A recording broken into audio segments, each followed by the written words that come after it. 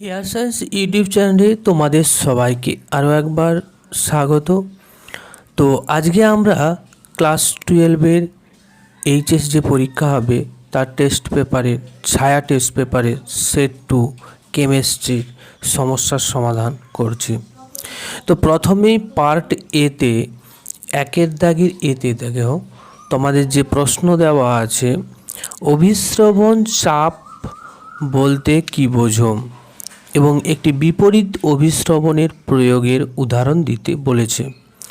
তাহলে দেখো, অভিস্রবণ চাপ এটা তোমরা বই থেকেও পাবে, কিন্তু আমি তাও একবার লিখে দিলাম যে কোনো দ্রাবকে অর্ধবেদ্য পর্দা বা অর্ধপ্রবেশ্য পর্দা দ্বারা যদি বিশুদ্ধ দ্রাবক থেকে পৃথক করে রাখলে দ্রবণটির মধ্যে দ্রাবকের যে স্বতঃস্ফূর্ত যে প্রবাহ, সেই প্রবাহ বন্ধ করতে সিস্টেমকে একটা সাম্যাবস্থায় রাখার জন্য দ্রবণটির উপর একটা অতিরিক্ত প্রেসার বা চাপ প্রয়োগ করতে হয়। যে পরিমাণ প্রেসার বা চাপ প্রয়োগ করতে হয় তাকে ওই দ্রবণটির অভিস্রবণ চাপ বলা হয়। তো একটি বিপরীত অভিস্রবণের যদি আমরা প্রয়োগ দেখি, তাহলে ফিল্টার পদ্ধতিতে জলকে যখন আমরা বিশোধন করি তখন কিন্তু তা বিপরীত অভিস্রবণ পদ্ধতির দ্বারাই করা হয়। অথবা প্রশ্নটা দেখো যে জলে কিছু পরিমাণ ইউরিয়া যোগ করলে হিমাঙ্কের হ্রাস পায়, এর কারণটা কি ব্যাখ্যা করতে আমাদের বলেছে। তো প্রথমে আমরা যে দ্রাবক হিসেবে নিয়েছি জল, তার হিমাঙ্কটা টিএফ আমরা ধরে নিচ্ছি। তো ওই দ্রাবকের যে তরল দশা এবং তার যে কঠিন দশা, এর মধ্যে সাম্যাবস্থা বজায় থাকবে, ফলে তরল দ্রাবক আর কঠিন দ্রাবক এরা সাম্যাবস্থায় থাকে। তাহলে ওই দুই দশাতেই, এই দুটো দশাতের ক্ষেত্রে বাষ্পচাপ সমান হয়, ঠিক আছে।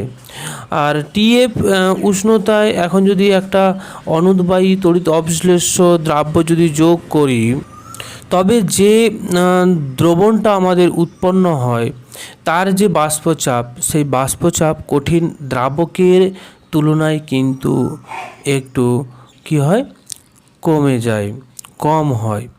তো এই যে বাষ্পচাপের যে হ্রাস ঘটা, তার জন্যই কিন্তু টিএফ উষ্ণতায় হিমায়িত হতে আর পারবে না। অর্থাৎ দ্রবণ যখন তৈরি হয়ে গেল, দ্রবণ তৈরি হয়ে যাওয়ার সাথে সাথে এখানে টিএফ উষ্ণতায় যে বাষ্পচাপের পরিমাণটা দুজনের সমান ছিল, কঠিন দ্রাবক আর তরল দ্রাবকের মধ্যে যে টিএফ উষ্ণতা, এই টিএফ উষ্ণতায় কিন্তু বাষ্পচাপ সমান ছিল, তাই এদের মধ্যে আমরা সাম্যাবস্থা বজায় রেখেছিলাম বা দেখেছিলাম। এবারে কোনো অনুদ্বায়ী দ্রাব্য যখন যোগ করে দিচ্ছি, তখন কিন্তু একটা দ্রবণ তৈরি হয়ে যাচ্ছে। দ্রবণ তৈরি হলে তার বাষ্পচাপটা কিন্তু তুলনামূলক কমে যায়, ঠিক আছে। তো বাষ্পচাপ কমে যাওয়ার কারণটা কি? কারণ হচ্ছে পৃষ্ঠতলের যে ক্ষেত্রফলটা রয়েছে, সেই ক্ষেত্রফলটা হ্রাস ঘটে বা অনুসংখ্যা পৃষ্ঠতলে কমতে থাকে, কারণ নতুন করে দ্রাব্য যোগ হয়ে যাচ্ছে অনুদ্বায়ী, তা কিছুটা স্থান অধিকার করে থাকে। তাই কিন্তু বাষ্পচাপ কমে যাওয়ার জন্য টিএফ উষ্ণতায় দ্রবণটা আর কিন্তু ফুটতে শুরু করবে, দ্রবণটা কিন্তু হিমায়িত হতে পারবে না। ফলে আমরা দ্রবণের উষ্ণতা যদি আমরা হ্রাস ঘটাই, অর্থাৎ কিছুটা পরিমাণ কমাই, তখন দেখব যে দ্রবণটা হচ্ছে যে টিএফ ডট একটা নির্দিষ্ট উষ্ণতা, সেই উষ্ণতায় কিন্তু সে হিমায়িত হয়েছে। তাহলে এখানে হিমাঙ্কের যে অবনমন, সেই হিমাঙ্কের অবনমনটা কত হবে? এখানে হিমাঙ্কে বা দ্রাবকের যে হিমাঙ্ক ছিল টিএফ, তার তুলনায় কিন্তু ডেল নাম টিএফ ডট, এটা কিন্তু দ্রবণের হিমাঙ্ক, সেটা কিন্তু কম। টিএফ ডটের পরিমাণটা কিন্তু কম টিএফ এর থেকে, ফলে হিমাঙ্কের অবনমনটা কী হবে? Del T F equals to T F minus T F dot. Okay, তাহলে এইভাবেই কিন্তু আমাদের ব্যাখ্যাটা করতে হবে। আশা করি তোমরা বুঝতে পেরেছ। এরপরে আমরা আসছি একের বি। দেখো, মাইসেল বা মিসেল যেটাই বলো না কেন, সেই মিশেলটা কি?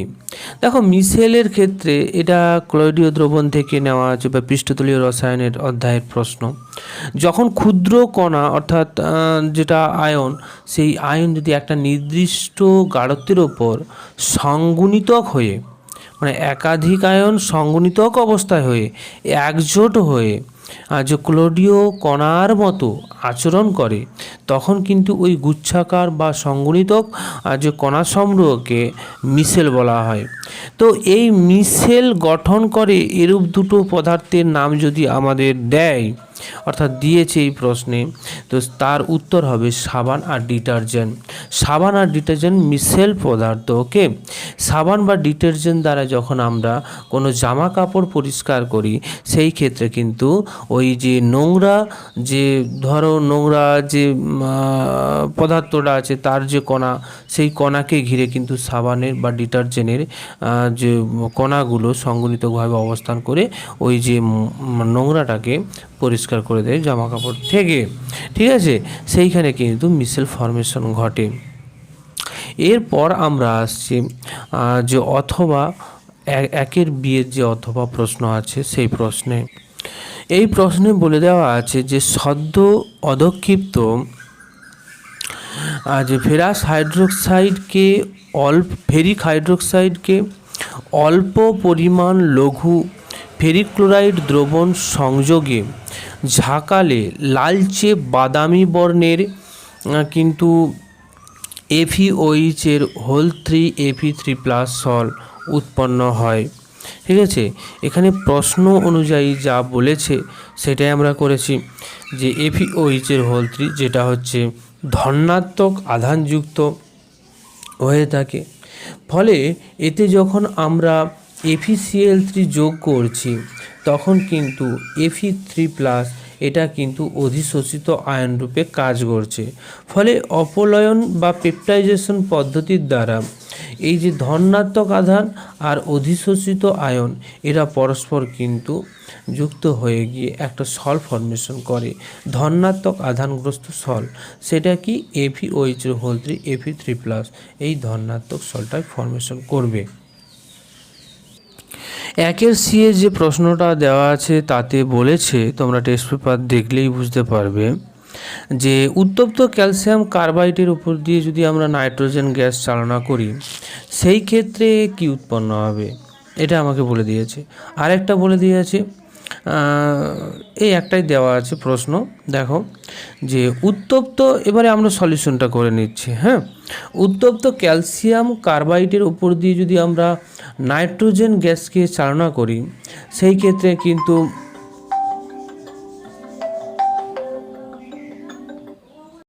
একের দাগের সি এর যে প্রশ্ন দেওয়া আছে, যে উত্তপ্ত ক্যালসিয়াম কার্বাইডের উপর দিয়ে নাইট্রোজেন গ্যাস যদি আমরা চালনা করি সেই ক্ষেত্রে কি ঘটে। দেখো, উত্তপ্ত যে ক্যালসিয়াম কার্বাইডের উপর দিয়ে যদি আমরা নাইট্রোজেন গ্যাসকে চালনা করি সেই ক্ষেত্রে ক্যালসিয়াম সায়ানামাইড আর হচ্ছে কার্বনের একটা মিশ্রণ, যেটাকে আমরা নাইট্রোলিন বলি। তাহলে ক্যালসিয়াম কার্বাইডের সংকেত কি? ক্যালসিয়াম কার্বাইড হচ্ছে CaCO2, এটা হচ্ছে ক্যালসিয়াম কার্বাইডের সংকেত। তার সাথে যদি আমরা নাইট্রোজেনের বিক্রিয়া ঘটাই বা নাইট্রোজেন গ্যাস চালনা করি তাহলে কিন্তু নাইট্রোলিন উৎপন্ন হয়। নাইট্রোলিনের সংকেতটা কি?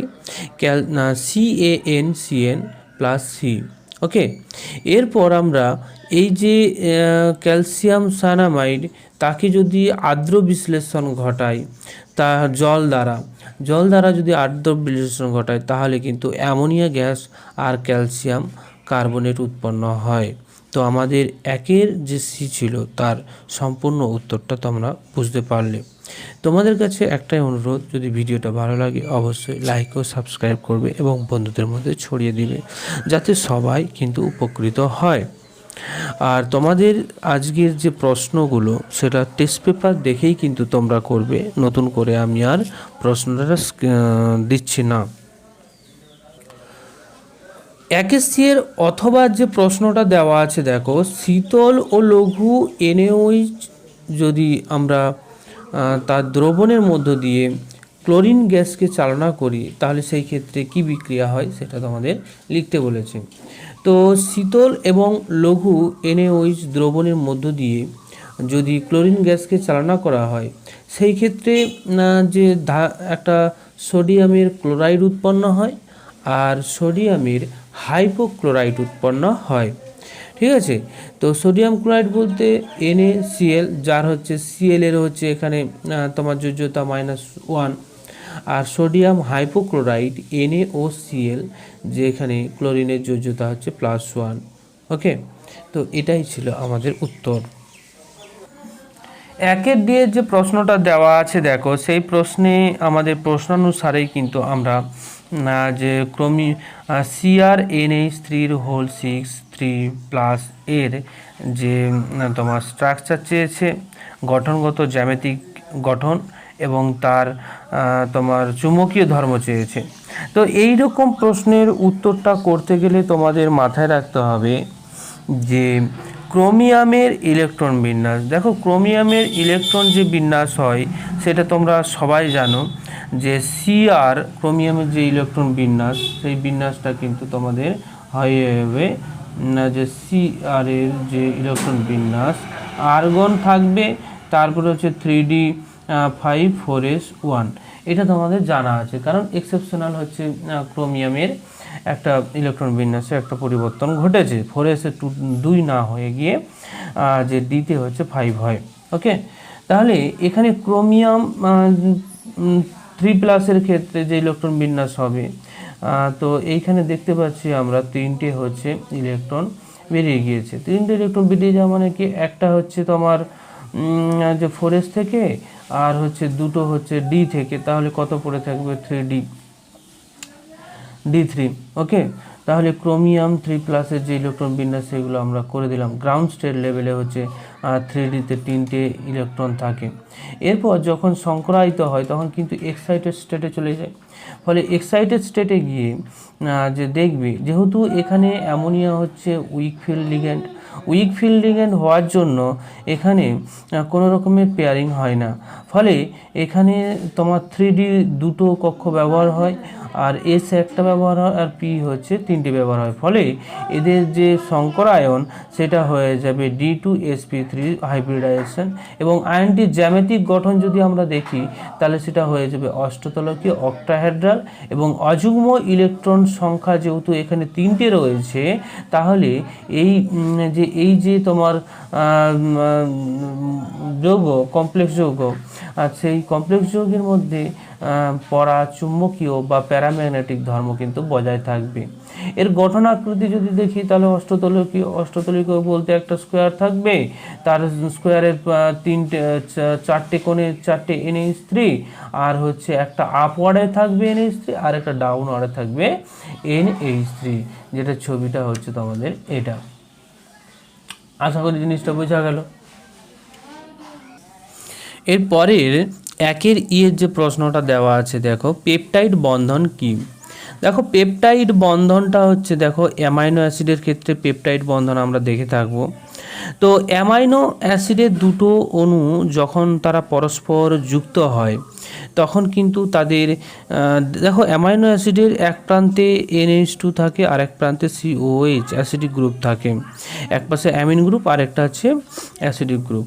ফলে যে একটার হচ্ছে অ্যাসিডিক গ্রুপ আর অপরটির অ্যামিন গ্রুপ, এদের মধ্যে যদি আমরা জল বের করে দিই এই অংশটা থেকে, অর্থাৎ যে অ্যাসিডিক গ্রুপ থেকে OH আর অ্যামিন গ্রুপ থেকে H নিয়ে জল যদি বেরিয়ে যায়, ফলে যে বন্ধন দ্বারা এরা যুক্ত থাকবে সেই বন্ধনটাকেই কিন্তু আমরা পেপটাইড বন্ধন হিসেবে বলবো। তো পেপটাইড বন্ধন কাকে বলে সেটা যদি বলে দেয় তোমরা লিখবে, লেখার পর তারপর তোমরা কিন্তু এই উদাহরণটা দেবে, তাহলে কিন্তু পুরো প্রশ্নের উত্তরটাই তোমরা করে দিতে পারবে। আশা করি জিনিসটা বুঝতে পেরেছো। দ্বিতীয় যে পার্ট ঠিক না, 2 নম্বর দাগের 1-এর 2 নম্বর দাগের 1-এর 1 অর্থাৎ I রোমান অক্ষর, সেই প্রশ্নটা কি, প্যাকিং দক্ষতা কি? তোমরা সবাই জানো, এটা নতুন করে বলার কিছু নেই, তাও আমি একবার লিখে দিলাম যে কোনো একক কোষের মোট আয়তনের যে অংশে বা যে অংশটি কণা দ্বারা পূর্ণ থাকবে তার শতকরা যে পরিমাণ, সেই পরিমাণটাকে আমরা প্যাকিং দক্ষতা বলি। ঠিক আছে, অর্থাৎ যে কণা দ্বারা যত পার্সেন্ট পূর্ণ থাকবে সেই পার্সেন্টেজটা হবে তার প্যাকিং দক্ষতা। তো প্যাকিং দক্ষতা বিভিন্ন ল্যাটিসের ক্ষেত্রে বিভিন্ন রকম হয়, সেটা তোমরা জানো। এর পরের প্রশ্নটা দেখো, 2 দাগের, আমি প্রশ্নটাকে তুলে দিয়েছি যে ঘনাকাকার জালক গঠন করে কেলাসিত হয় এমন একটি মৌলের ঘনত্ব 7.5 গ্রাম পার সিসি। এক এক কোষের একটি বাহুর দৈর্ঘ্য, অর্থাৎ এখানে একক হবে, হ্যাঁ, একক কোষের একটি বাহুর দৈর্ঘ্য যে 250 pm এবং মৌলটির 234 গ্রাম পরিমাণ পরমাণুর সংখ্যা 4 × 10⁻24 হলে প্রতি একক কোষে পরমাণুর সংখ্যা নির্ণয় করতে বলেছে। তাহলে প্রতি একক কোষে পরমাণুর সংখ্যা নির্ণয় করার জন্য আমাদের কী করতে হবে? দেখো, আমাদের যেটা দেওয়া আছে প্রশ্নানুসারে সেটা আমরা আগে লিখে নিই। যে ঘনত্ব দেওয়া আছে 7.5 গ্রাম পার সিসি, আর প্রত্যেকটা বাহুর দৈর্ঘ্য দেওয়া আছে এ, যেটা হচ্ছে 250 pm, যেটাকে আমরা সেন্টিমিটারে যদি কনভার্ট করি তাহলে তার 10⁻⁻10 দিতে হবে, ঠিক আছে। তারপর এটাকে সিম্পলিফিকেশন যদি আমরা করি 2.5 × 10⁻⁻8 সেন্টিমিটার। এরপর দেখো 234 যে গ্রাম পরিমাণ মৌলের পরমাণুর সংখ্যাটা কিন্তু দেওয়া আছে আমাদের 4 × যে 10⁻24। এবারে আমাদের যেটা নির্ণয় করতে হবে কি, যে প্রতি একক কোষে পরমাণুর সংখ্যা, অর্থাৎ জেডের পরিমাণটা নির্ণয় করতে হবে। প্রতি একক কোষে পরমাণুর সংখ্যা অর্থাৎ জেডটা আমাদের এইখানে নির্ণয় করতে হবে। তাহলে জেডটা নির্ণয় করার জন্য আমাদের কি করতে হবে? দেখো, 4 × 10⁻24 সংখ্যক পরমাণুর ভর কত হয়ে যাবে? 234 গ্রাম। তাহলে এন সংখ্যক অ্যাভোগাড্রোর সংখ্যক পরিমাণ পরমাণুর ভর কত হয়? আমরা সেটা ঐকিক নিয়মে করলেই কিন্তু আমরা উত্তর পেয়ে যাই 35.22। অর্থাৎ মৌলের যে পারমাণবিক ভর এম, সেটা কিন্তু আমরা পেয়ে গেলাম, ঠিক আছে। তাহলে সেটা পেয়ে গেলে আমাদের সেটার মানটা, এম এর মান কত হয়ে যাচ্ছে? 35। আমরা অ্যাপ্রক্স একটা ধরে নিচ্ছি। এবার আমরা সূত্র থেকে কি বলতে পারি? সূত্র থেকে দেখো, আমরা যেটা জানি যে রো সমান Z into M divided by N into A Q. Okay, তাহলে এইখান থেকে আমরা জেডের মানটা বের করব, বাকি সমস্ত মানগুলো দেওয়া আছে। তাহলে জেডের মানটা চলে আসবে আমাদের, তো আমরা ক্যালকুলেটারে এটাকে করে দেখবে, করলেই তো আমরা বুঝতে পারবো যে জেডের মান 2। অর্থাৎ মৌলটি প্রতিটি একক কোষে পরমাণুর সংখ্যা 2টি হবে, 2টি করে থাকবে প্রত্যেকটা একক কোষে। অর্থাৎ কেলাসটি দেহকেন্দ্রিক ঘনাকাকার হবে। কেলাসটা কী প্রকৃতির হবে? দেহকেন্দ্রিক ঘনাকাকার। 2 অথবা যে প্রশ্নটা দেওয়া আছে, দেখো যে 1 নম্বর প্রশ্নে দেওয়া আছে যে ব্র্যাভিস ল্যাটিসের সংখ্যা যে কটি? ব্র্যাভিস ল্যাটিসের সংখ্যা তোমরা জানো 14টি হবে। তারপর দ্বিতীয় প্রশ্নে দেওয়া আছে MxO ধাতব অক্সাইডের কেলাসে অক্সিজেন পরমাণুগুলির দ্বারা ঘনাকাকার ঘনসন্নিবেশ যে সিসিপি গঠিত হয়। যদি উক্ত সন্নিবেশ অষ্টতলকীয় ফাঁকাগুলি যে 2/3 অংশ এম পরমাণু দ্বারা অধিকৃত হয়, তবে এক্স ও ওয়াই এর মান নির্ণয় করো। তো এখানে আমাদের এক্স ওয়াই এর মান নির্ণয় করতে বলেছে। তাহলে প্রথমেই আমরা ধরে নেব যে O2- আয়নের যে সংখ্যা, সেই সংখ্যাটা আমরা এন ধরে নিচ্ছি। ওকে, সাধারণ এন। সুতরাং এবারে আমরা কি বলতে পারি যে অষ্টতলকীয় ফাঁকের সংখ্যা কত হবে? এন। অষ্টতলকীয় ফাঁক এন হয়ে গেল। আর এম আয়নের যে সংখ্যাটা কি হয়? এম আয়নের সংখ্যা এখানে আমাদের বলে দেওয়া আছে যে এম আয়ন যে 2/3 অংশ পরিমাণ অধিকৃত হয়ে থাকবে অষ্টতলকের, ঠিক আছে।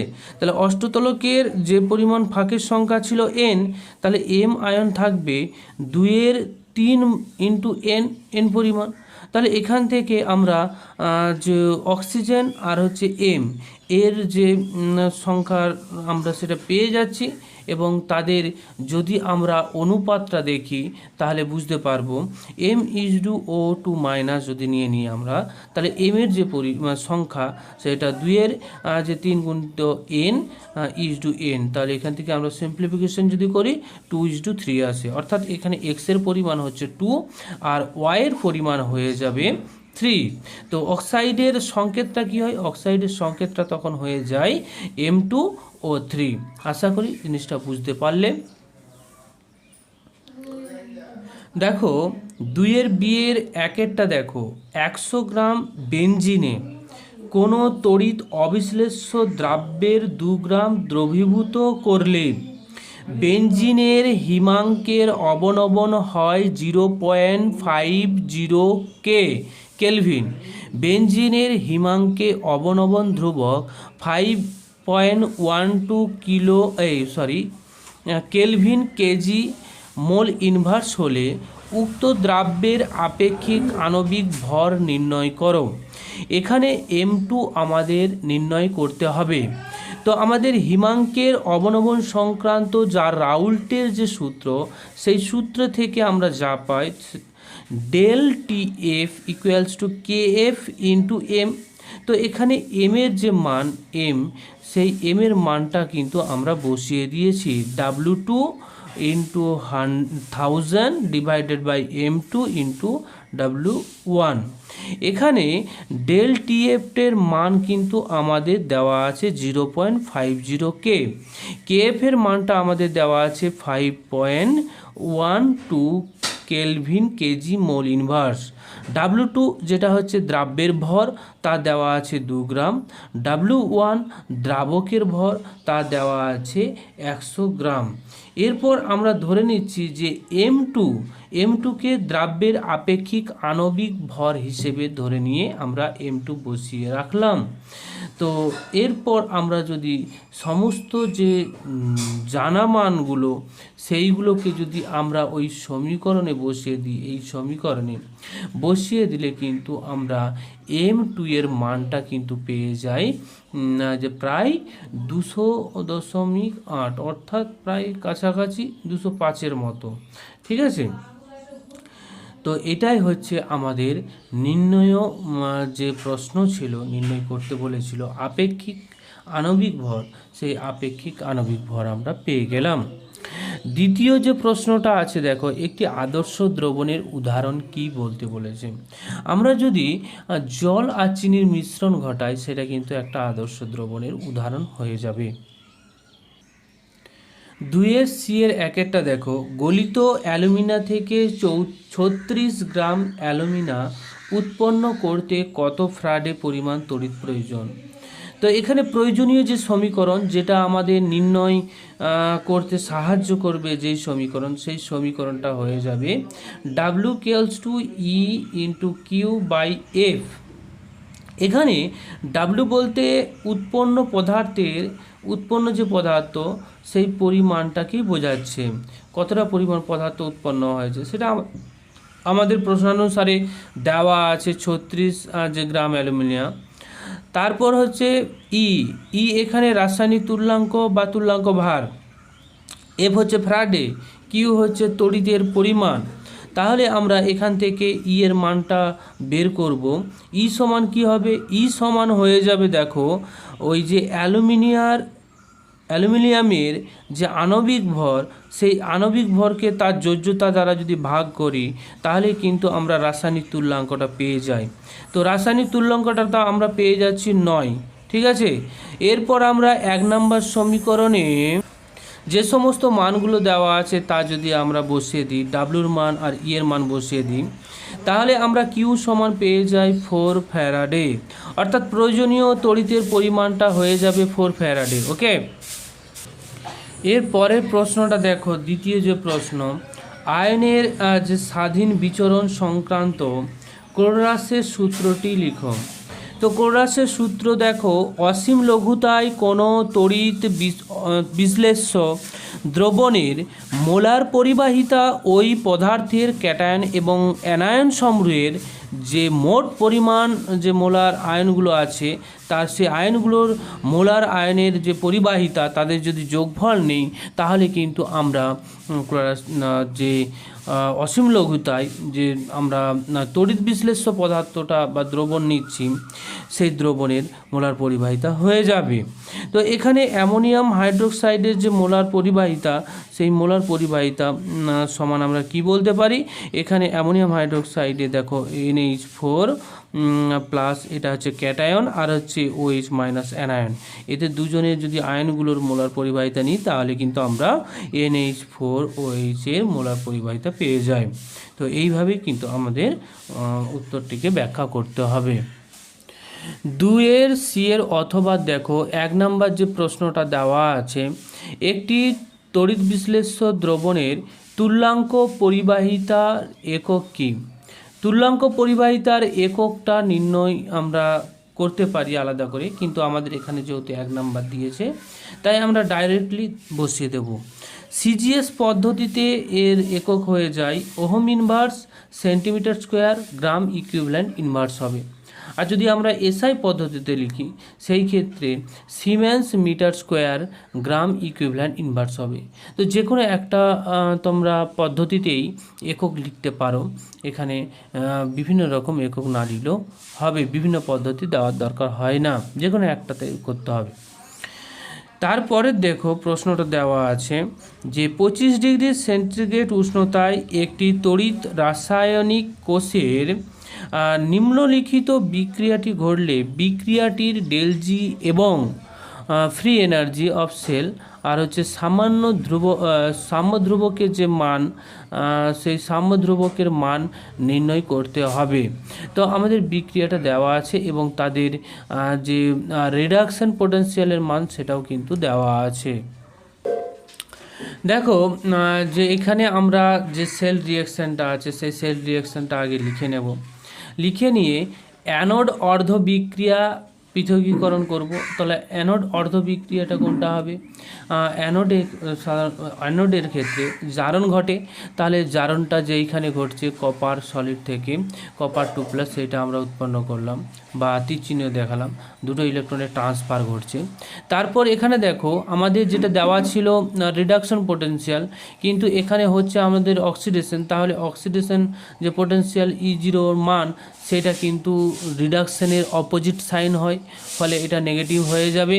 আর ক্যাথোড অর্ধ বিক্রিয়াটার মান আমরা এখানে দেওয়া আছে যে এই AG প্লাস থেকে হচ্ছে AG সলিড, যেখানে E0 যেখানে তোমাদের রিডাকশন পোটেনশিয়ালের মানটাই দেওয়া আছে যেটা হবে 0.80 ভোল্ট।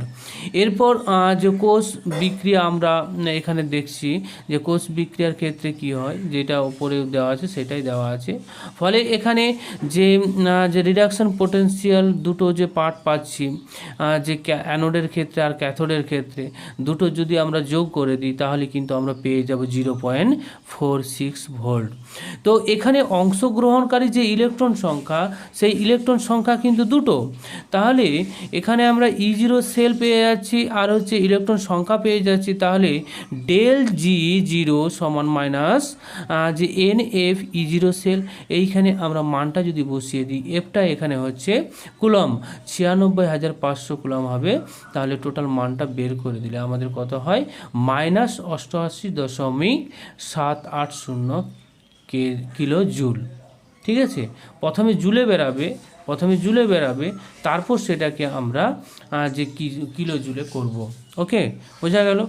এরপর যে প্রশ্নটা দেওয়া আছে তোমাদের সাম্য ধ্রুবকের মান নির্ণয়, সেটা দেখো আমরা যেটা জানি, দেখো যে ΔG0 equals to nRT ln K, এখানে nটা থাকবে না, RT ln K।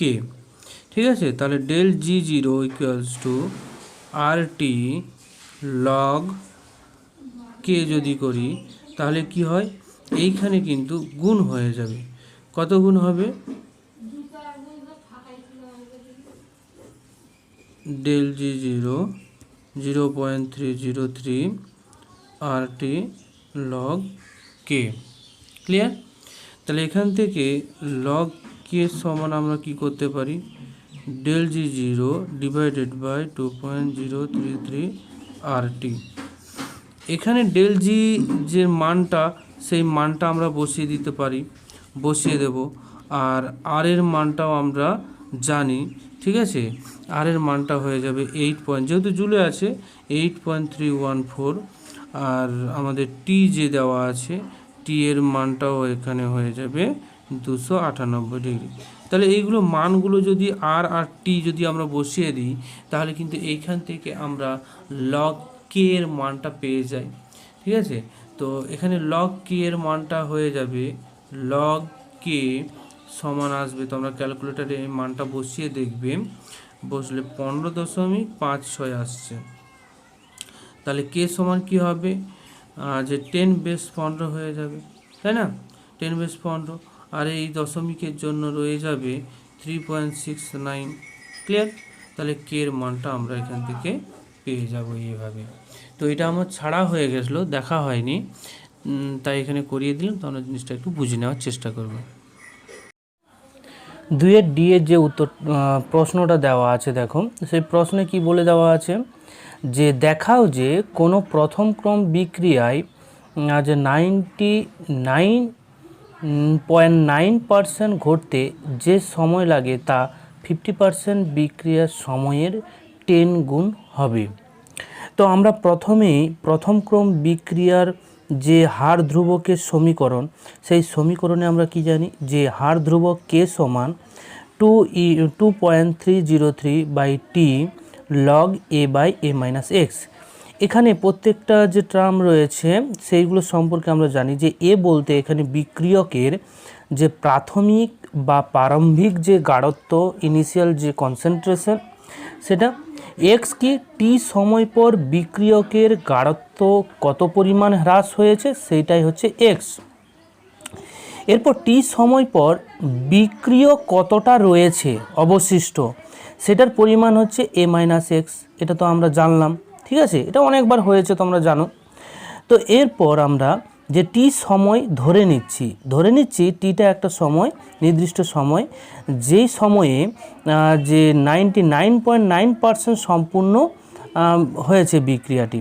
তাহলে এই ক্ষেত্রে দেখো এক্সের যে পরিমাণ, অর্থাৎ কতটা তোমার হচ্ছে বিক্রিয়কের গাঢ়ত্ব হ্রাস ঘটল, সেই পরিমাণটা কি হবে, প্রারম্ভিক যে গাঢ়ত্ব এ, তার 99.9%, অর্থাৎ 99.9/100।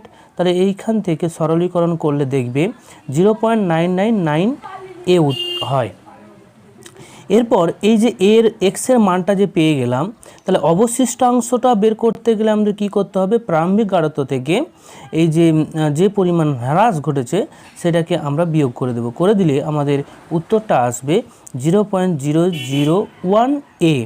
ঠিক আছে, তো এই মানগুলো যদি আমরা এই সমীকরণে বসিয়ে দিলে টিটা যেহেতু আমাকে বের করতে হবে, তাহলে টি সমান হয়ে যাবে 2.303/k log a/a-x। এইখানে কিন্তু 2.303/k log এখানে a-x এর যে মানটা, সেই মানটা দিয়ে দিলাম। তারপর এইখান থেকে দেখো এ কেটে যাবে, কেটে যাওয়ার ফলে কি হবে, log 10³ আসে, অর্থাৎ উপরে কিন্তু 1000 আসবে, তাই সেটাকে 10³ করলাম। ঠিক আছে, এবারে লগের নিয়মে 10³ হলে সেটা কি হয়, log 10 হয়ে যাবে, আর 3 দিয়ে গুণ হয়ে যাবে। ঠিক আছে, 3 দিয়ে যদি গুণ হয়ে যায় তখন কি হবে, 3 দিয়ে গুণ হয়ে গেলে তখন টি সমান কিন্তু আমাদের এই ভ্যালুটা আসছে। ঠিক আছে, তাহলে এই ভ্যালু যখন চলে এলো, এটাকে যদি আমরা log 10 বলতে তোমার হচ্ছে 1 হয়ে যায়, আর এখানে 3 দিয়ে গুণ করলে 6.909/k হয়ে যাবে। এটা হচ্ছে 1 নাম্বার আমরা ধরে নিলাম সমীকরণ। এরপর 50% যেহেতু বিক্রিয়াটি সম্পূর্ণ হয়েছে, তাহলে টি হাফ, 50% মানে কি হাফ হয়েছে, হাফ বলতে টি হাফ, সময়টা কী হবে, টি হাফ সমান তখন হয়ে যাবে, আমরা প্রথম ক্রম বিক্রিয়ার ক্ষেত্রে জানি টি হাফ সমান 0.693/k। ঠিক আছে। এরপর এটাকে আমরা 2 নাম্বার সমীকরণ করলাম, তাহলে 1/2 যদি করে দিই, ভাগ করে দিই, তাহলে t/t½ আসবে। সেই মানটা কিন্তু তোমরা কাটাকাটি করলে দেখবে 10 আসবে। ওকে, তাহলে t সমান কী হবে, যে 10 × t½ অর্থাৎ কি বোঝা যাচ্ছে যে 99.9% সম্পূর্ণ হতে যে সময়টা লেগেছে তা কিন্তু t½ 10 গুণ। 2 ডি এর 2 নম্বরটা দেখো যে একটি ভগ্নাংশ ক্রম বিক্রিয়ার উদাহরণ দাও। তো ভগ্নাংশ ক্রম বিক্রিয়ার ক্ষেত্রে ক্রমটা হবে ভগ্নাংশ। তাহলে আমরা ধরে নিচ্ছি যে ক্লোরোফর্ম গ্যাসকে ক্লোরিনের সহযোগে যদি বিক্রিয়া ঘটায় কার্বন টেট্রাক্লোরাইড উৎপন্ন হয় আর HCl গ্যাস উৎপন্ন হয়। তাহলে এই বিক্রিয়ার ক্ষেত্রে বিক্রিয়ার হারটা হয়ে যাবে K ইন্টু সাবস্ট্রেট দুটো হয়ে যাবে, যেমন ক্লোরোফর্ম এর হচ্ছে তোমার ক্লোরোফর্ম বসলো আর ক্লোরিন Cl2, এটা কিন্তু Cl2 এর যে তোমার হাফ হয় এটা হাফ হয়ে যাবে, যার জন্য এর ঘাতটা হয়ে যায় হাফ। ঠিক আছে, তাহলে বিক্রিয়ার ক্রমটা কত হবে 1 + 1/2 = 3/2। এটা ভগ্নাংশক্রম বিক্রিয়া হয়ে গেল। ঠিক আছে, এরপরে দেখো 2 এর E1 আইসক্রিমে কোন সংরক্ষক ক্লোরাইড ব্যবহার করা হয়? উত্তরটা কি হবে, আইসক্রিমে জেলেটিন নামক সংরক্ষক ক্লোরাইড ব্যবহার করা হয় যাতে আইসক্রিম বেশিক্ষণ স্থায়ী হয়। দ্বিতীয়ত দেখো ভৌত অধিশোষণ এবং রাসায়নিক অধিশোষণের মধ্যে পার্থক্য। এটা আগের তোমার ছায়ার সেট 1-এও করিয়েছি আর এখানেও আছে, তোমরা একটু দেখে নেবে বই থেকে। ওকে, এরপরে 2 এর এর অথবাটা দেখো যে উদাহরণ দাও ফোম এবং তরল অ্যারোসল জাতীয় ক্লোরাইডের। তাহলে আমরা ক্লোরাইডের নামটা লিখে নিয়েছি, উদাহরণ দিয়েছি এবং তার বিস্তার দশা, বিস্তার মাধ্যম সবকটাই আলাদা করে লিখেছি তোমাদের বোঝানোর স্বার্থে। ঠিক আছে, তো ফোম বলতে দেখো সাবানের ফেনা হবে, সোডা ওয়াটার, এগুলো কিন্তু ফোম জাতীয়। ওকে, তো এই যে সাবানের ফেনা বা সোডা ওয়াটার এদের দেখবে বিস্তৃত দশা গ্যাসীয় হয় আর বিস্তার মাধ্যম হয় তরল। এরপর তরল অ্যারোসল আসছি। তরল অ্যারোসল বলতে কুয়াশা, মেঘ, এগুলো কিন্তু তরল অ্যারোসল। এখানে বিস্তৃত দশা হচ্ছে তোমার তরল আর বিস্তার মাধ্যম হবে গ্যাসীয়। ওকে, দ্বিতীয়ত দেখো ইয়ের অথবা দেখো 2 এর রাসায়নিক অধিশোষণের প্রকৃতি সুনির্দিষ্ট কিন্তু ভৌত অধিশোষণের প্রকৃতি সুনির্দিষ্ট নয়, ব্যাখ্যা করো। দেখো রাসায়নিক অধিশোষণের ক্ষেত্রে যেটা আমরা জানি যে অধিশোষক আর অধিশোষিত পদার্থের কণাগুলোর মধ্যে রাসায়নিক বন্ধনের একটা উপস্থিতি থাকে। তো রাসায়নিক বন্ধনের মাধ্যমে তারা কিন্তু যুক্ত হয়ে থাকে। তো এই অধিশোষক আর অধিশোষণ পদার্থের কিন্তু প্রকৃতি কীরূপ হবে তার ওপর কিন্তু এই রাসায়নিক অধিশোষণের মান একটা নির্ভরশীল বিষয়। তাই কিন্তু এই রাসায়নিক অধিশোষণ প্রক্রিয়াটি একটি নির্দিষ্ট প্রকৃতির সুনির্দিষ্ট হয়। ক্লিয়ার?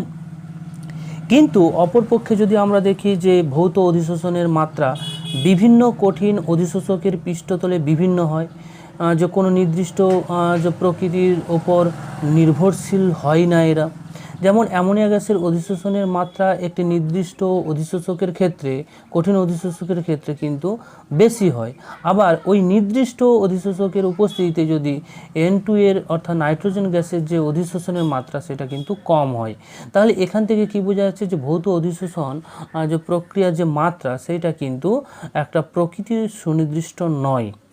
প্রকৃতি আলাদা হলে তাদের আলাদা আলাদা মাত্রা হবে। এরপর আসছে 2 এর FI, যেখানে 2 এর F এর 1 নম্বরে RS যে চিহ্ন বা কনফিগারেশন দিয়ে আইপিএসসির নামকরণ করতে বলেছে। তাহলে আমরা যে মলিকুলটা দেওয়া আছে তার প্রিয়োরিটি যে গ্রুপগুলো আছে 4টা ডিফারেন্ট গ্রুপ, তাদের যে প্রিয়োরিটি গ্রুপ অনুযায়ী যদি সাজাই তো ক্লোরিন আগে হয়, তারপর হচ্ছে তোমার এই যেইখানে কার্বন সংখ্যা বেশি CH3 এর হোল 2 এটা 2 নম্বর হবে, 3 নম্বর CH3 আর 4 নম্বর হচ্ছে হাইড্রোজেন হয়।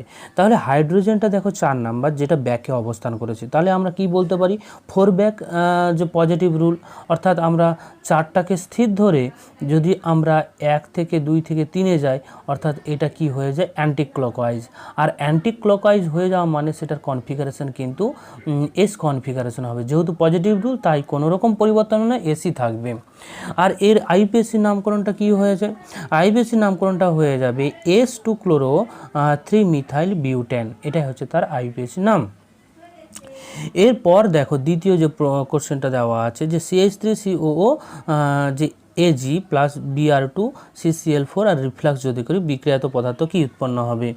এখানে সিলভার যে অ্যাসিটেটের একটা লবণ, তাতে ব্রোমিন আর কার্বন টেট্রাক্লোরাইড দিয়ে রিফ্লাক্স যদি করি তাহলে কিন্তু মিথাইল ব্রোমাইড অর্থাৎ হ্যালো অ্যালকেন উৎপন্ন হয়, আর এইখান থেকে কার্বন ডাইঅক্সাইড নির্গত হবে আর HBr উৎপন্ন হয়। তো এই যে বিক্রিয়া সিলভার অ্যাসিটেটের সাথে যদি ব্রোমিনের বিক্রিয়া ঘটায় কার্বন টেট্রাক্লোরাইডের উপস্থিতিতে, এই যে বিক্রিয়া, এই বিক্রিয়ার একটা নির্দিষ্ট নাম আছে, এটা হচ্ছে হান্স ডিকার বিক্রিয়া। তোমাদের মনে রাখার জন্য এই বিক্রিয়ার নামগুলোও দিয়ে দিলাম। ওকে, এরপর 3 নম্বর দেখো, তোমার এই যে প্রয়োজনীয় বিকারকটা চেয়েছে, সেই বিকারকটা আমরা কি হবে সেটা জানতে চেয়েছে। যে ইথাইল বেনজিনকে যদি আমরা যে NBS, ঠিক আছে, NBS আর আলো আর সামান্য পরিমাণ পারক্সাইড যদি দিই তাহলে কিন্তু আমরা পেয়ে যাই 1 ব্রোমো 1 ফিনাইল ইথেন পাই। ঠিক আছে, এই ছিল আমাদের 2-এর F-এর প্রশ্নের উত্তর।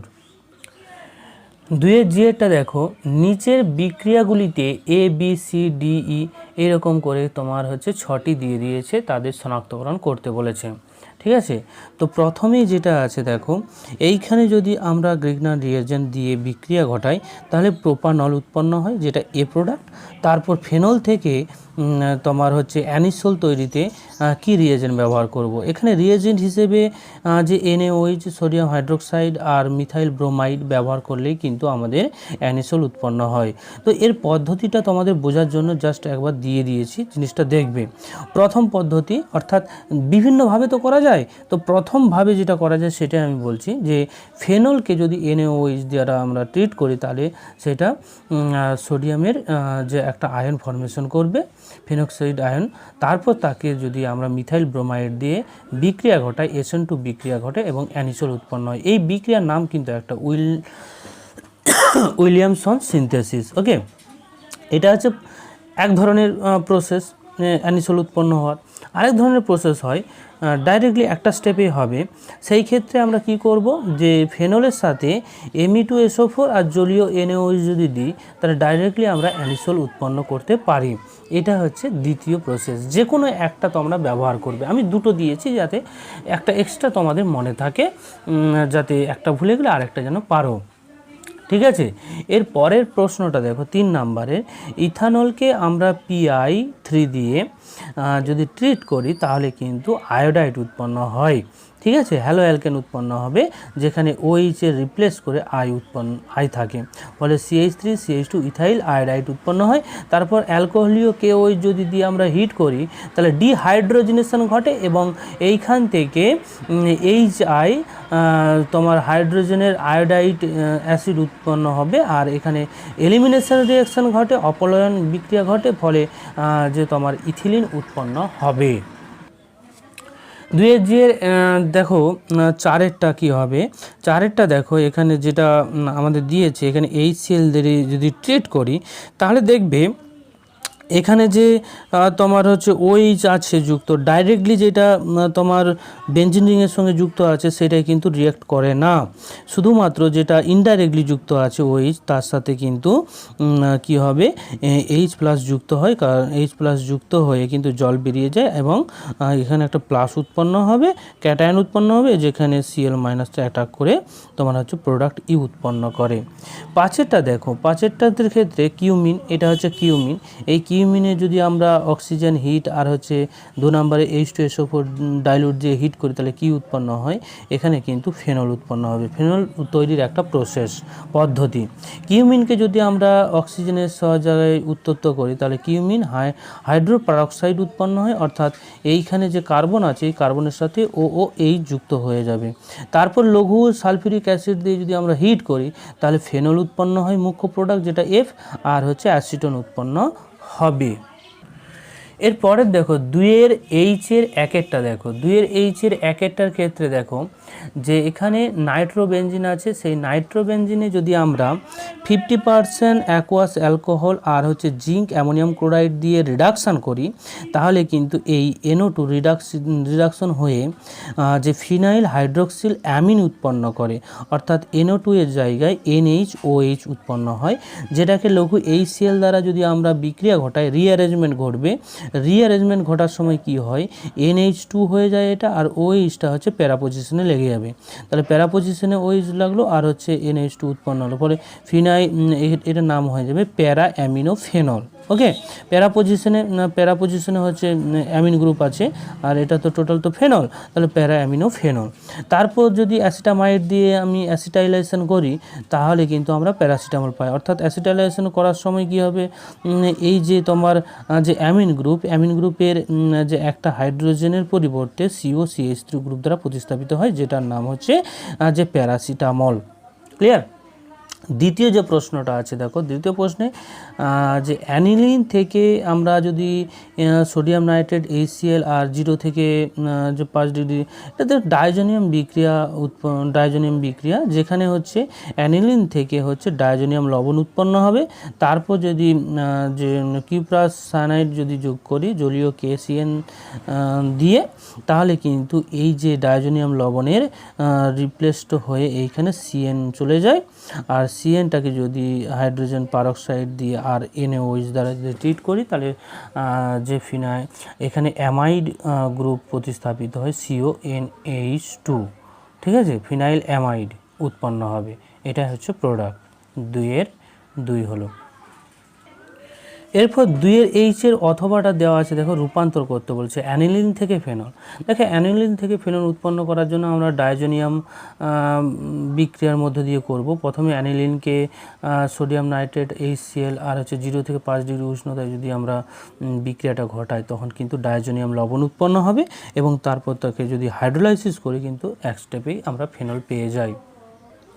এরপর 2 H-এর অথবা আরেকটা দেখো, এখানে যে ফিনাইলের সঙ্গে সায়ানাইড গ্রুপ আছে, সেইখান থেকে আমরা বেঞ্জালডিহাইড উৎপন্ন করব। তো প্রথমে আমরা কি করব, SnCl2 আর HCl দিয়ে রিডাকশান যদি করি, তাহলে দেখো এখানে হাইড্রোজেন যুক্ত হয়, তাহলে এই সায়ানাইড গ্রুপটা CH যে ডবল বন্ড NH দ্বারা রিপ্লেসিত হবে। তারপর H2O দিলে কিন্তু এখানে বেঞ্জালডিহাইড উৎপন্ন হয়ে যায়, এই অংশটা আবার বেঞ্জালডিহাইডে পরিণত হয় আর অ্যামোনিয়াম ক্লোরাইড উৎপন্ন হয়। এটা হচ্ছে 2 H-এর অথবা 2। ওকে, হয়ে গেল। এরপর 2 আইটা দেখো, 2 আয়ের একেরটা দেখো, বিকারকটি উল্লেখ করতে বলেছে। এখানে মিথানল থেকে ফর্মালডিহাইড, তো মিথানল থেকে ফর্মালডিহাইড তৈরি করার জন্য এখানে কিন্তু আমরা শুধুমাত্র অক্সিডেশন ঘটালেই চলবে। সেই অক্সিডাইজিং এজেন্ট হিসেবে আমরা পটাশিয়াম ডাইক্রোমেট আর হচ্ছে H2SO4 দিয়ে যদি বিক্রিয়া ঘটায়, তাহলে কিন্তু ফর্মালডিহাইড উৎপন্ন হয়। দ্বিতীয় যে প্রশ্নটা হচ্ছে কিভাবে পরিবর্তন করবে অ্যাসিটালডিহাইড থেকে তোমার হচ্ছে যে CH3CH, অর্থাৎ এখানে হচ্ছে যে 2 পজিশনে OH থাকবে আর হচ্ছে COOH অ্যাসিডিক গ্রুপ অবস্থান করবে। তো প্রথমে আমরা HCl দ্বারা যদি HCN দ্বারা বিক্রিয়া ঘটাই, HCN দ্বারা বিক্রিয়া ঘটালে কি হয়, প্রথমে হচ্ছে সায়ানাইডটা যুক্ত হয় আর এখানে কিটো গ্রুপটা OH-এ পরিণত হয়। তারপরে HCl দ্বারা রিফ্লেক্স করলে এই যে সায়ানাইড গ্রুপটা কি হয়ে যাবে, অ্যাসিডিক গ্রুপে কনভার্ট হয়ে যায়। তাই আমরা কি বলবো যে 1 নম্বরে HCN দেবো আর 2 নম্বরে HCl দিয়ে রিফ্লেক্স করলেই কিন্তু আমরা নির্ধারিত প্রোডাক্টে চলে যেতে পারবো। ক্লিয়ার? তারপরে 3 নম্বরে দেখো যে অ্যাসিটিক অ্যাসিডকে যদি আমরা হাইড্রোজয়িক অ্যাসিড দ্বারা যদি আমরা বিক্রিয়া ঘটি, যে HNO3 আর গাঢ় H2SO4 দিয়ে হিট করি, তাহলে কিন্তু এইখানে অ্যাসিটিক অ্যাসিড থেকে অ্যাসিটামাইড ডাইরেক্টলি এক স্টেপে পরিণত করতে পারি। তো আজকের আমাদের এই পর্বে আমরা সেট 2 এর 1 দাগ 2 দাগগুলো করলাম। পরবর্তী ভিডিওতে আমরা 3 দাগ এবং পার্ট বি এর MCQ গুলো করব।